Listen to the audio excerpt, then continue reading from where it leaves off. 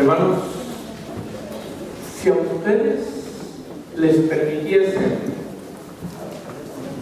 escoger la predicación o el predicador que quisieran escuchar, ¿a quién escogerían?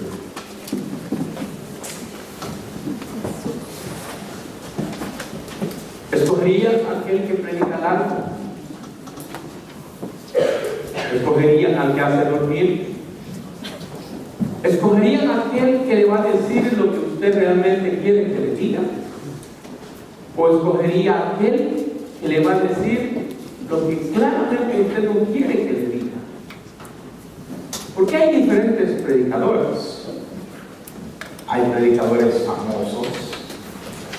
Hay predicadores bien importantes. Hay predicadores que atraen mucha gente. Hay predicadores que adormecen. Hay predicadores payasos. Hay predicadores mentirosos. Hay predicadores infieles. Hay predicadores fieles. Predicadores comprometidos. Hay predicadores bien bíblicos. Hay predicadores que solo se basan en mensajes de correo electrónico.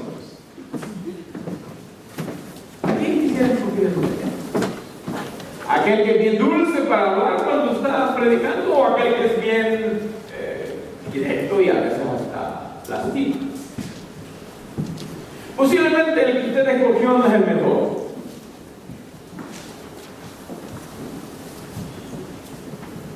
La mejor predicación que yo he escuchado, o la mejor predicación que yo desearía escuchar, posiblemente no es la que me dé el mejor predicador o el predicador favorito. A mí me encanta, porque cada vez que habla bien bonito. La mejor predicación o el mejor predicador es aquel o aquella que se convierte en el instrumento del Espíritu Santo para decir exactamente lo que Dios quiere que usted escuche y no tanto lo que el predicador va a decir. De manera que cuando yo llego al libro de Hechos 2, 4, 6, 8 y 10, yo encuentro a predicadores con una predicación que da gusto escuchar. Pero algunas de ellas son largas. La de Esteban, la de Pedro, largas. Pero estaban diciendo exactamente lo que Dios quería que las personas escucharan.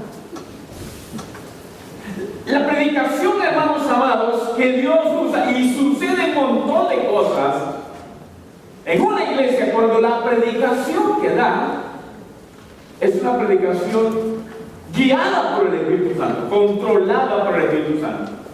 Yo una vez escribí uno de los folletos para el grupo de crecimiento y en algunas de las lecciones yo digo esto, que el día domingo el predicador no es el que está al frente, sino que el predicador somos toda la iglesia. Yo estoy predicando lo que Dios me ha dado en la semana para compartir, pero ustedes durante el lunes, martes, miércoles, jueves y viernes van a hablar de esa predicación a más personas. Entonces la mejor predicación no es la que da el pastor el domingo, sino la que ustedes van a dar todos los días allá en la calle a través de sus vidas. Por otro lado, en el momento preciso en que yo estoy predicando, usted se convierte en el complemento de mi predicación. Usted pone atención, usted se mete conmigo en el pasaje, en la escena, y nos transportamos hasta ese tiempo exacto cuando Felipe presenta el mensaje. Y allá estamos en aquella parte y usted dice, ¡wow! Esto es grande. Usted está conmigo. Pero si usted no pone atención, usted no está conmigo, usted no está participando de la predicación. De manera que lo que sucede cuando la iglesia está llena del Espíritu Santo es sorprendente. Oiga bien, el escritor John Stott, en el libro titulado "Sé llenos del Espíritu Santo", él dijo esta palabra: la llenura del Espíritu nos conduce a una conducta moral, racional y controlada que transforma al cristiano a la imagen de Cristo. San Pablo luego escribió, dice: no os embriaguéis con vino, en lo cual hay disolución, antes bien, ¿qué dice la Biblia? Ser llenos del Espíritu Santo. Vamos a cambiar la palabra llenos y diga ser controlados. Espíritu Santo. Bueno, parece ser que el señor Stott siguió la conversación y dijo: vemos pues que en este pasaje de Pablo hay resultados que están bajo la influencia de bebidas, dice Stott, bebidas espirituales, por un lado y por el otro. Oiga lo que dice: el Espíritu Santo de Dios son total y completamente diferentes. Una bebida, ponga atención a esto, dice: una bebida, o sea, el vino, nos hace parecer bestias. La otra, que es el Espíritu Santo, nos hace parecernos a Cristo. Pablo dice: no os embriaguéis con vino, porque el vino nos hace bestias. O sea, dejamos de razonar, dejamos de pensar, dejamos de actuar en nuestros propios naturales sentidos, y otro poder diferente nos domina y comenzamos a decir, a hablar, a sentir, a hacer toda clase. Eso no es normal del ser humano. Estamos actuando como animales. Por el otro lado dice: si os dejáis controlar por el Espíritu Santo. Y dice el pasaje más adelante de Efesios: hablaremos cosas buenas, cosas que edifican, cosas que nos ayudan, cosas bellas. Hermanos amados, ¿sabe usted lo que piensa y dice y hace una persona controlada por el vino o por el demonio mismo? Me atrevo a preguntar, pero no lo hago: ¿cuántos algún día estuvieron borrachos? No, mentira. Porque dicen por ahí que hay dos personas que dicen la verdad. Yo no sé qué tan cierto sea eso, ¿verdad? Los niños, yo no sé, pero cuando están borrachos no se dan cuenta de lo que dicen, piensan y hacen. Mire, usted va al libro de Proverbios y dice que no mires el vino cuando sonrojea, cuando la copa sonrojea, porque entra suavemente, y no es aquel que canta así, ¿verdad? Entra suavemente y en la entrada es como un paladar, pero luego comienza a entontecer, y de repente el que está dominado por licor dice como alguien que está en un barco y que sobre el mar y se hace así, para allá, para acá, y de pronto va a pegar con la frente allí en una parte, se hace el morete bien, pero grande. Por un lado le llaman chindón, por otro lado le llaman chinchón, chichona, no, chichón, es mejor, ¿verdad? Bueno, se hace eso, ese golpe grande. Lo muy bárbaro, el siguiente día van y se ven al espejo: uy, ¿qué es eso? No, pero no me duele. Y dice el apóstol Pedro: y como el cerdito que lo acaban de lavar bien, nomás lo han lavado hasta con champú del mejor, al rato que hace el cerdo, vuelve a aventarse en el lodo.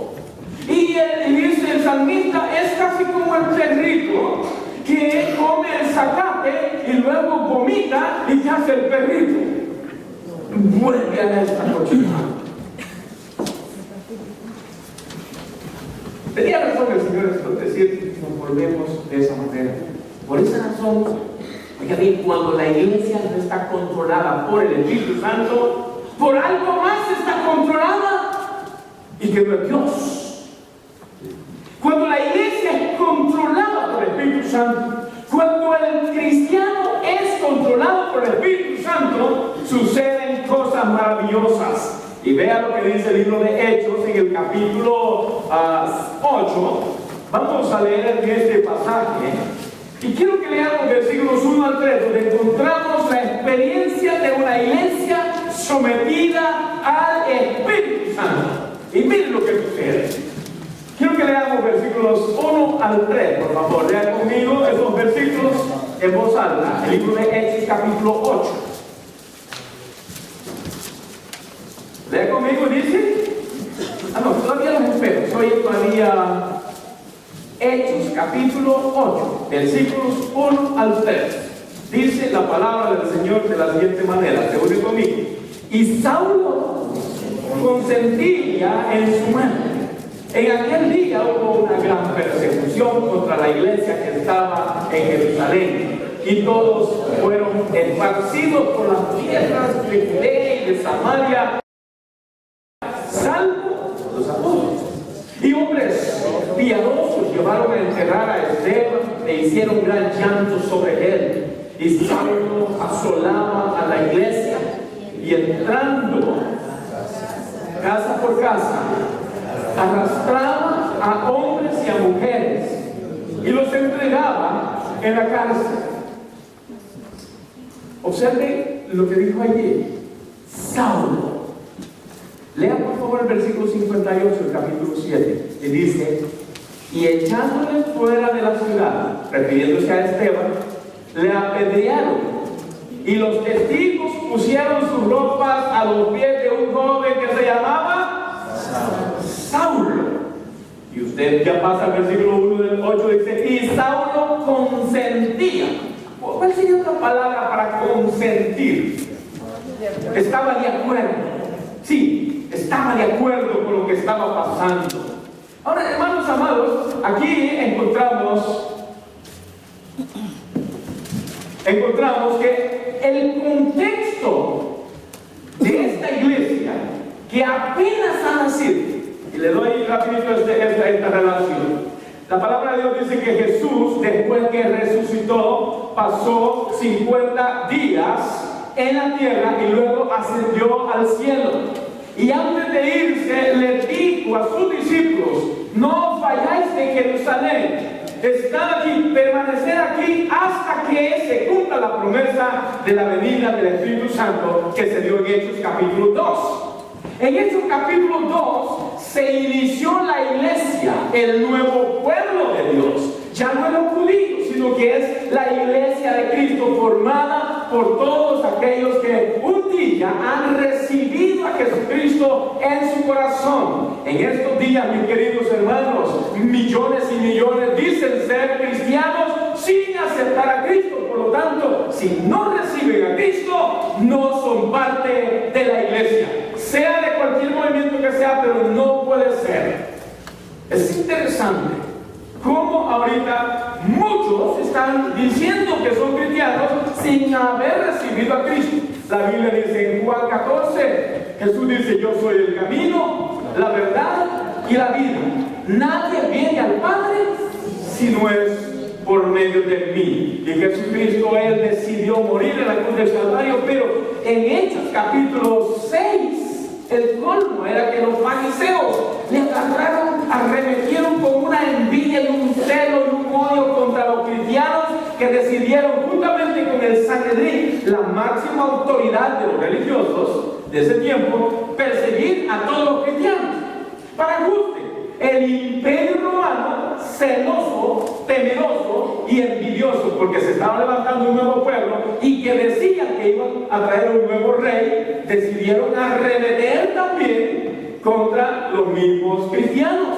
El contexto era tremendo, hermanos. La envidia lo estaba llegando, pero detrás de ellos, hermanos, el que se estaba oponiendo finalmente, ¿quién era? Era Satanás. Ya lo había intentado por muchas veces.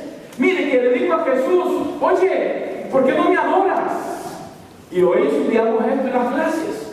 Y Jesús dice: no, yo soy Dios, yo no necesito de nada de ti, yo me mantengo firme delante de ti. Pero luego le dijo a Ananías y Zafira que mintieran. Querían detener, querían impedir. Muchas veces quisieron impedir, pero el colmo de la persecución fue cuando llevaron a Esteban a la misma muerte, a puras pedradas.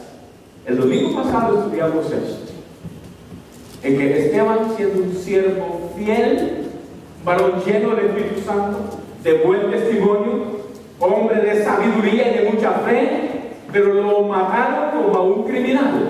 Y al final, las últimas palabras de Esteban, cuando ya dormía, cuando ya se moría, ¿qué dijo? Padre, no tomes en cuenta este pecado. ¿Cuántos años han pasado entre la muerte de Jesús y la muerte de Esteban? ¿Cuántos años? No son años, son días. Son días. Esteban casi era la misma edad de Jesús. Y con Esteban se da el primer inicio de la persecución de la iglesia. Y hermanos amados, aquí nos encontramos con cosas interesantes, porque el contexto de persecución es contra los cristianos y Dios aprovecha la persecución. ¿Para qué? Para que el evangelio sea expandido. A veces no entendemos esto. Y algunas veces pasamos por pruebas y dificultades con tal de que Dios logre su propósito. A veces sufrimos, a veces lloramos. Marcia, su hermano Héctor, ella se le ha presentado el evangelio. Hablaba con mi esposa anoche y ella un poquito le volvió a decir. Héctor le dice: creo que es el momento justo en que ustedes tienen que aprender el ejemplo de su mamá y comenzar a volverse a los caminos del Señor. Si no hubiese pasado esto, mi esposa no va a conocer a los hermanitos de Marcia, ni dónde estaban, ni nada. No le estamos sacando ventaja, no. Es que Dios aprovecha la oportunidad para el bienestar. Ha habido una relación ya.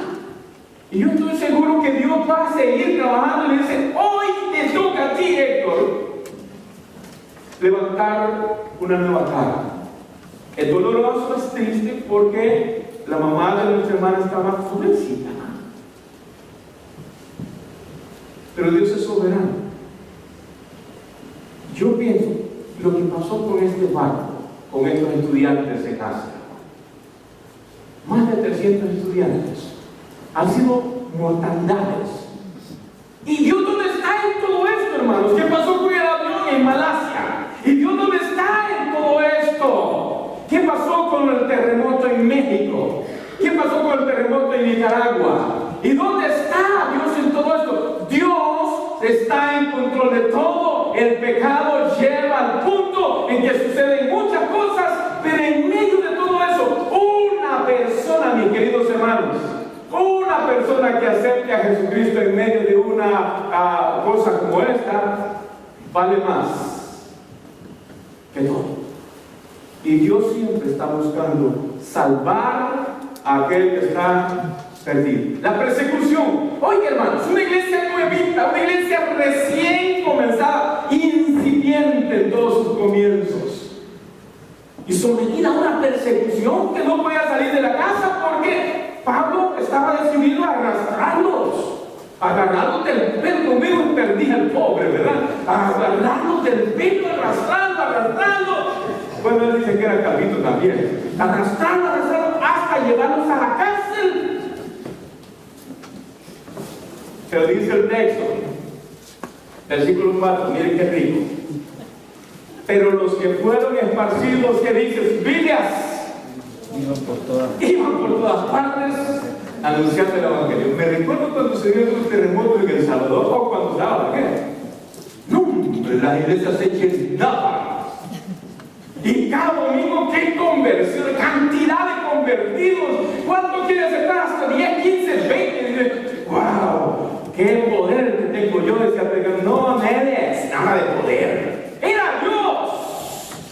Es que el predicador no es el famoso, sino Dios. en persecución, y los apóstoles dicen: aprovechemos, porque ahora vamos a todas partes, a la fuercecita nos sacaron de nuestra tierra, pero ahora vamos a hablar del amor de Jesucristo. Ay, hermanos, yo no sé si pedir ahora que venga un terremotillo aquí por estas ciudades. ¿Qué les parece?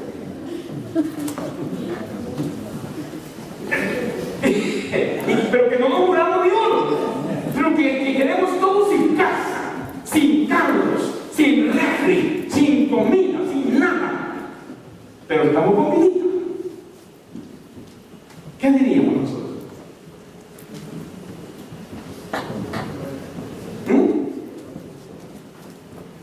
Bien bíblico. Jehová dio, Jehová quitó, pero estoy alegre. La iglesia comienza, constantemente está predicando la palabra de manera general, porque la iglesia iba predicando, pero de manera individual. Versículo 5 al 25, allí encontramos que había un hombre entre ellos. Dice: entonces Felipe, descendiendo a la ciudad de Samaria, les predicaba a Cristo. Y mire qué cosa más bella, puros ustedes, hermanos. Dice: y la gente unánime, ¿qué dicen sus Biblias? Escuchaba atentamente. Oiga, qué rico cuando alguien predica y todo el mundo está atento. Pero cuando alguien predica y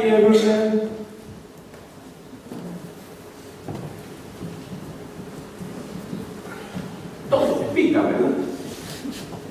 Y incomoda. Pero no, ahí dice: la gente estaba atenta. ¿Por qué? Porque el ambiente que estaban pasando era tremendo, hermanos. Paradójicamente, la iglesia, en vez de menguar su predicar, lo aumentó, lo triplicó y lo multiplicó. Y este hombre comenzó allí a decirles, a predicarles la palabra del Señor. Y dice el versículo 7: muchos de los que tenían espíritus inmundos salían, estos dando grandes voces, y muchos paralíticos cojos eran sanados. Así que había gran gozo en aquella ciudad. Estaban atentos, versículo 11, porque con sus artes mágicas les había engañado. Oh, este es otro punto, porque en medio hubo una oposición. Quería recalcar este principio, hermanos. Alguien me dijo una vez: a mí no me gusta que la iglesia crezca. ¿A cuánto le gusta que la iglesia crezca?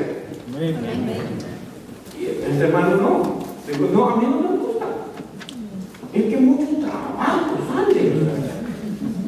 ¿Verdad que sí? Pero vaya, el trabajo no sería eso. No, que simultáneamente al plan de Dios de crecimiento, el diablo no se queda con los brazos cruzados y comienza a crear un plan de contraataque. Y ahí levanta un tal Simón que le gustó y escuchó también, y aparentemente creyó en Jesucristo. Pero rápidamente se descubrió que era todo un falso. Y entonces Pedro o Felipe le tuvo que decir exactamente lo que él no quería escuchar que le dijera. Felipe, hermanos, predica constantemente, aprovecha toda oportunidad. La gente le escucha atentamente y muchos se convierten a Cristo. Y aquí encontramos un primer principio. Una iglesia que predica constantemente va a experimentar crecimiento, pero también al mismo tiempo va a haber oposición. Siempre habrá oposición. La oposición puede estar de manera directa o indirecta, pero debemos estar preparados, que Dios está con nosotros. Primer principio, yo lo voy a hacer más rápido. ¿Aquel reloj es bueno o es mío, hermano? ¿Qué hora tienes? Ok, vamos. Versículo 26 al 30. Quiero que las hermanas me lean estos versículos 26 al 30, por favor. Dice así, hermanas: levántate y ve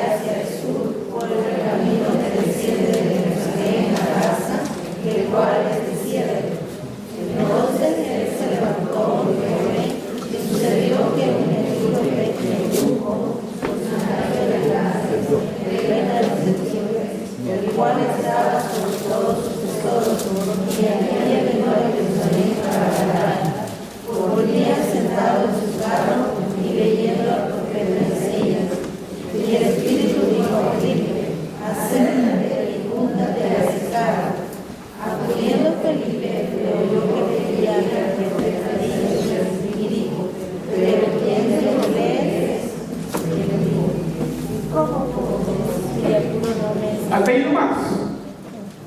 Bien que interesante. Felipe estaba en lo mejor de la campaña evangelística, allá cerca de Choluteca. Choluteca en Honduras, ¿verdad?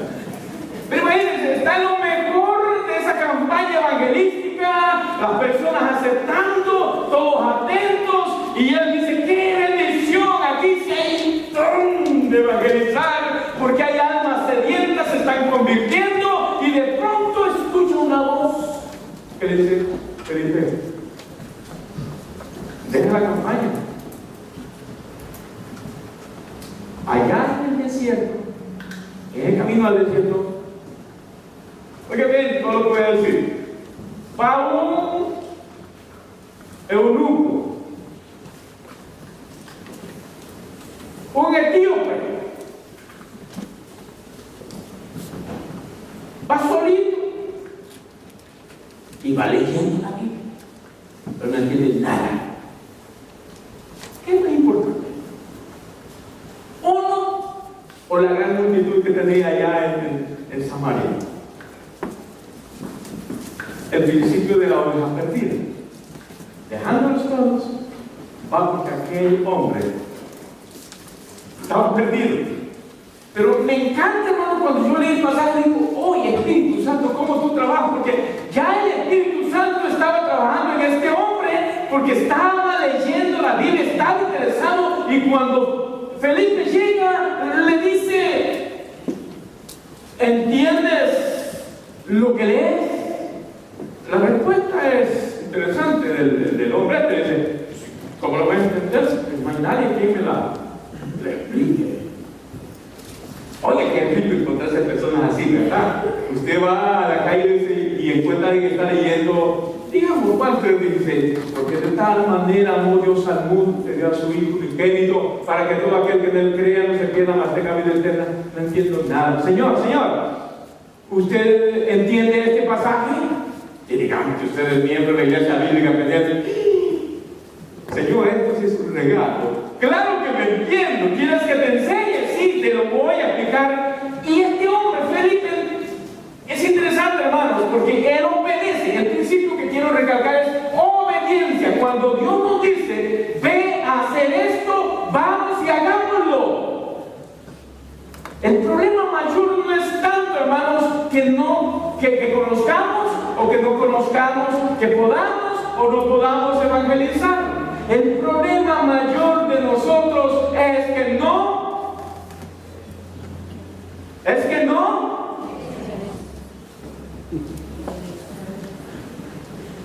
queremos, mejor no obedecemos. Porque la Biblia nos dice: id por todo el mundo y predicar el evangelio a todos. Y Pablo dice: a tiempo y fuera de tiempo. Y nosotros, la iglesia controlada por el Espíritu Santo, ¿qué hacemos?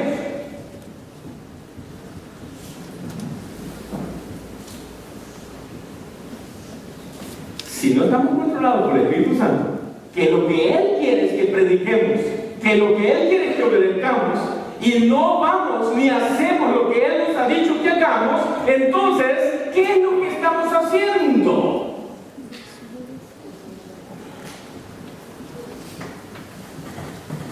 Pero Felipe, por lo menos él escuchó la voz y fue y obedeció de inmediato. Dios muestra su soberanía al llamar a quien quiere, cuando Él quiere, y llevarnos a donde Él quiere. Pero solo aquel que está controlado del Espíritu Santo es capaz de obedecer sin cuestionar, y va y hace aquello que Dios le ha mandado a hacer.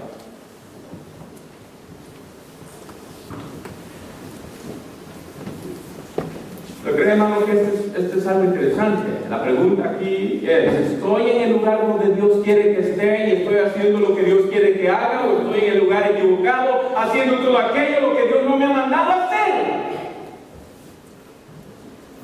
¿Estoy en el lugar adecuado? Bueno, ahorita estamos en el lugar adecuado, ¿verdad? Amén. Pero imagínate que estuviera ahorita allá en el mall, o en Chipotle, Burger King, McDonald's, Applebee, Bob Evans, y bueno, ya los hijos, ¿verdad? No me han pagado nada por eso. Que no es nada malo, ¿verdad? Que no es nada malo. El asunto es que Dios nos ha mandado estar en el lugar adecuado, haciendo exactamente lo que Él nos ha mandado a hacer, y lo que nos ha mandado a hacer es ser luz a las naciones. No necesariamente hablando, sino viviendo lo que es el Santo Evangelio. Felipe, ¿qué puede haber dicho? Bueno, Señor, mira, ya se convirtieron 200 personas y voy a ir allá por uno solo. No, Señor, simplemente calladito. Él deja esto, porque al fin de cuentas Dios sabe cómo controlar todo. Algunas veces uno cree que en el ministerio es tan indispensable que dice, ay no, si yo me voy de aquí, que este ministerio termina. No nos equivoquemos, hombre. La obra es de Dios, el ministerio es de Dios. Y si Él dice, te voy a mover allá, es porque allá nos va a usar mejor. Pero Señor, que aquí estaba tan cómodo, hombre, es que aquí estaba bien alegre. No, pero Dios es soberano y te dice, ve allá, al 7-Eleven a evangelizar. El Señor, esta gente no escucha, no pone atención, no, pero Él nos dijo que vayamos. Por eso Noé es el evangelista más efectivo de todos los tiempos, porque no dejó de evangelizar durante 120 años, a pesar de que ni un niño siquiera se convirtió, hombre. Él no dejaba. ¡Ey, loco! Usted sí loco, pero soy fiel. ¡Ey, loco! Sí loco, pero soy obediente. Hermanos, la iglesia que predica constantemente, la iglesia que obedece en todo momento a Dios, lo más seguro es que esta iglesia va a tener muchas bendiciones en todo momento. Vamos a los versículos 27 al 35, donde Dios nos dice que esta iglesia que está sometida al Espíritu Santo no solo predica, no solo obedece, sino que también tiene conocimiento de la palabra de Dios. Tiene conocimiento de la palabra de Dios. El versículo 27 al 35, voy a seguir el versículo 31 en adelante, dice el versículo 31, y él dijo, ¿y cómo podré si alguno no me enseñare? Y rogó, qué rico eso, rogó a Felipe que subiera al carro y se sentara con él. El pasaje de la Escritura que leía es el que está en Isaías, que dice, como oveja a la muerte fue llevado, y como cordero mudo delante del que lo trasquila, así no abrió su boca. En su humillación no se hizo justicia, mas su generación, ¿quién la contará? Porque fue quitada de la tierra su vida. Versículo 34 dice, respondiéndole el eunuco dijo, Felipe, te ruego que me digas, ¿de quién dice el profeta esto? ¿De sí mismo o de algún otro? Justo leamos el 35, dice, entonces Felipe, abriendo su boca y comenzando desde esta escritura, le anunció el evangelio de Jesús. ¿Cuánto creen que duró esa evangelización que dio Felipe? Desde Isaías 53 hasta el nacimiento, muerte y resurrección de Jesucristo. Una evangelización completa.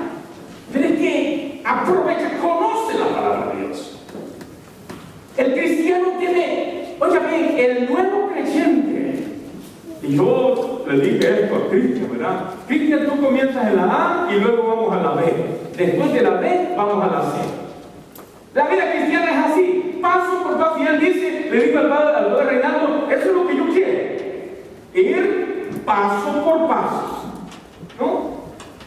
Yo creo que por eso no aprendí el inglés bien. Cuando fui a Texas, en la primera universidad que fui a estudiar inglés, yo llegué con el maestro y él comenzó a platicar conmigo. Y como uno se la lleva de orgulloso, ya se la daba. Hello, how are you? Good. Y yo dije, yo no sabía qué es lo que estaba haciendo, examinándome para ver en qué nivel me colocaba. Pero tú te vas al segundo nivel. siempre comenzar con lo básico. A, luego B.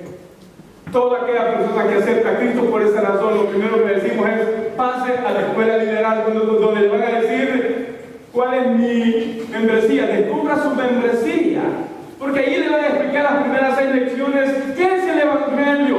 ¿Qué significa aceptar a Jesucristo? ¿Cuál es ahora mi responsabilidad? ¿Y ahora quién soy yo? ¿Y qué debo hacer yo? Y termina esa parte y ya pasa y le dice: ahora toca que hablemos un poquito sobre el bautismo. ¿Qué es el bautismo? El bautismo es simplemente un paso de obediencia, decir públicamente que yo ya abrí mi corazón a Jesucristo y quien vive en mi corazón es mi Salvador por siempre.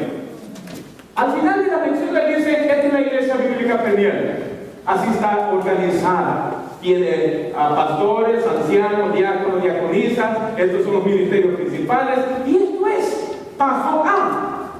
Luego se bautiza, lo presentamos acá, va al siguiente nivel y que le dice: ¿y ahora usted le gustaría tener algún privilegio? Si no se siente preparado, pasa a discipulados. Hermanos amados, Felipe enseñó la parte básica de lo que es el Evangelio, porque el señor Alberto Bajío, un costarricense, dijo: verdadero evangelismo es aquel donde se explica el Evangelio de tal manera que una persona consciente es capaz de negar a Jesucristo, o rechazarlo, o recibirlo. Pero cuando vamos, decimos: o sea, ¿cuántos organizamos? 25. ¿Por qué? A 25 les dio un tratado. Eso no es evangelismo, esa es distribución de literatura. Cuando vamos a evangelizar, tenemos que llevar los 3 puntos de un profeta. ¿Cuáles son, mis queridos estudiantes? ¿Cuáles son los 3 puntos de un mensaje profético? Denuncia del pecado. Denuncia del pecado. Segundo, advertencia de castigo. Y por último, el remedio de que en Jesucristo hay salvación. Porque el evangelizador no va a dejar condenado al evangelizado. Va y le dice: ¿sabes qué? Tú eres pecador, el pecado te mata, pero Cristo murió en la cruz del Calvario para que tú no mueras, porque Él ya murió por ti. Felipe lo hizo. Y ahí está, presentando el Evangelio de una manera bien, pero bien bíblica. 4 hábitos, mis queridos nuevos creyentes. 4 hábitos que aún nosotros los creyentes ya de varios años tenemos que volver a retomarlos. Orar todos los días, leer la palabra todos los días, asistir a la iglesia regularmente. ¿Y cuál sería la última? Compartir lo que Cristo ha hecho por nosotros. Si hacemos esos 4, un pastor me dijo: Luis, eso es de parvularia. Sí, hemos llegado a un punto que de esas 4 cosas hacemos como iglesia. ¿Qué hacemos más? Text. ¿Qué hacemos más? Computadora. ¿Qué hacemos más? Teléfono. ¿Qué hacemos más? Face. Un montón de cosas, pero la Biblia. Ay, Dios mío, ¿dónde la dejé? ¿Quién sabe? Si por aquí la dejé. Juan, ¿dónde la dejé? No sabemos. Y cuando la encontramos, todavía tenemos que hacer así, miren, hermanos. ¿Y dónde está Tobías? No lo encuentro. No, todavía no está en la Biblia. Hermanos, pero qué rico cuando la iglesia, cuando cada familia, cuando cada cristiano recuerda que debe alimentarse de la palabra, de la oración, compartir su fe y asistir a la casa de Dios. Felipe hizo todo eso. Y terminamos con esto, hermano. Versículos 36 a 40. La última parte. La última parte es una iglesia que está controlada, o un creyente que está controlado por el Espíritu Santo. Repite conmigo: no solo predica el Evangelio. Segundo, no solo obedece a Dios, sino tercero, conoce la palabra que va a compartir. Y por último lugar, posee una profunda pasión por las almas perdidas. ¿Cuántos, hermanos, honestamente, cuántos sienten una pasión profunda por las almas perdidas? Levante la mano.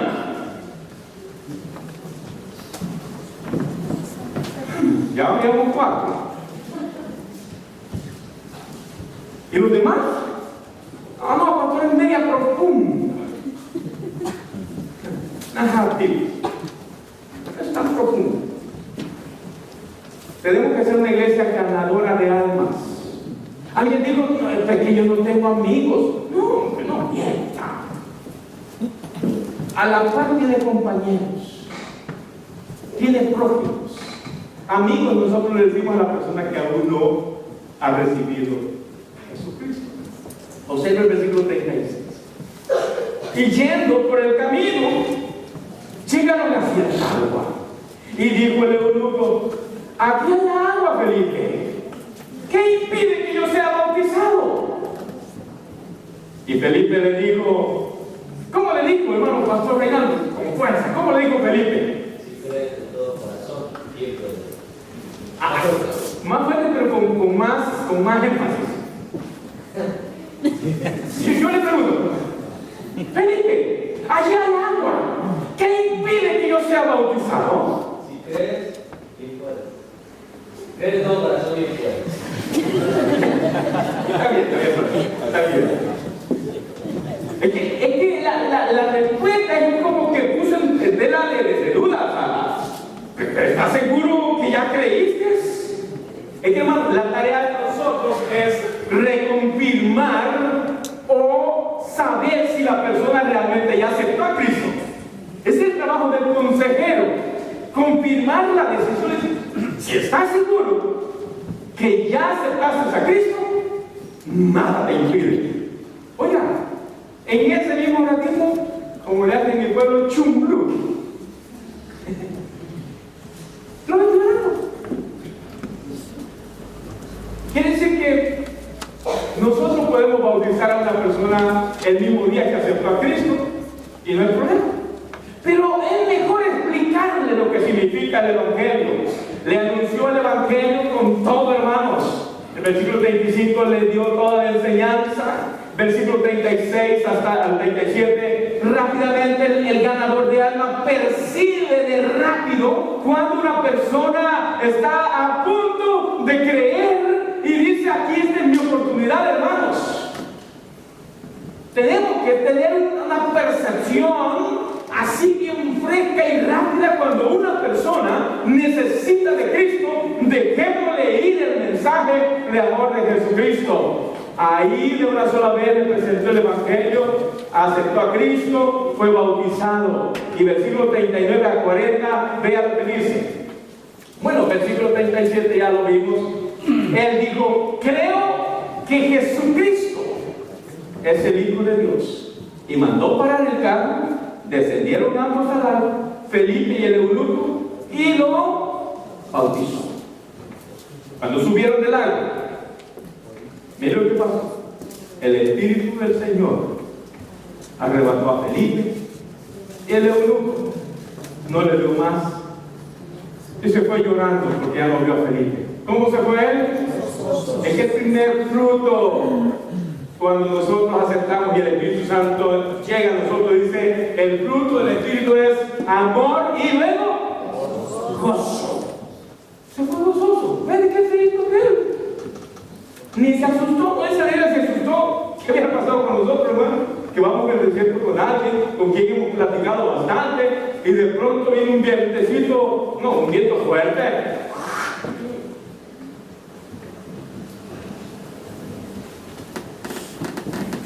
Es un milagro. Parece el caso de Elías o de no. Desapareció.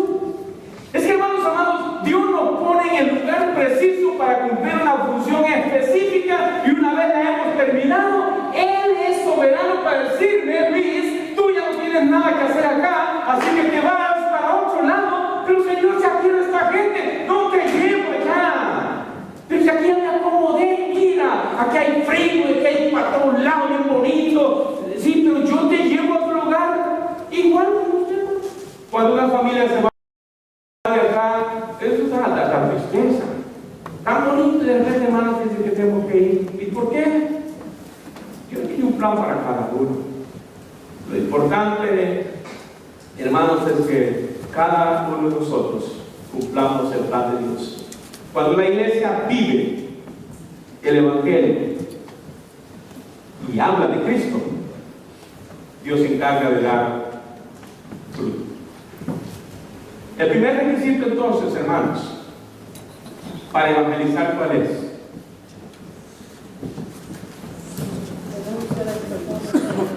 ¿Cuál es el primer requisito para ser evangelizadores? Haber recibido a Jesucristo en su corazón. Dice la Biblia, en aquel día muchos me llamarán Señor, pero no todos serán sus hijos. Solo cuando vivimos en esta dimensión de la que yo les he mencionado, la dimensión del control del Espíritu Santo, escuchamos la voz de Dios, aprendemos a amar la palabra, cumplimos su voluntad, aprovechamos todas las oportunidades, y entonces los resultados que se dan en la iglesia son abundantes.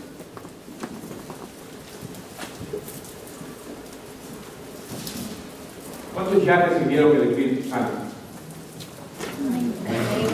La Biblia dice que desde el momentito en que aceptamos a Jesucristo, el Espíritu Santo viene a nosotros y se queda con nosotros mientras nosotros le obedecemos. ¿Amén? ¿Amén? No, yo estoy poniendo trampa.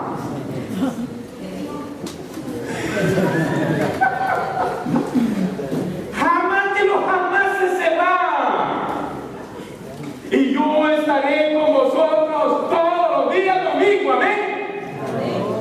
No otra vez, hasta el fin. Hermanos, ¿qué garantía tener? Y si Dios es con nosotros, ¿quién? Entonces, si queremos ser una iglesia que tenga frutos, que evangelice, que obedezca, que conozca la Biblia y que tiene pasión por las almas perdidas, el segundo requisito para lograrlo, ¿cuál es?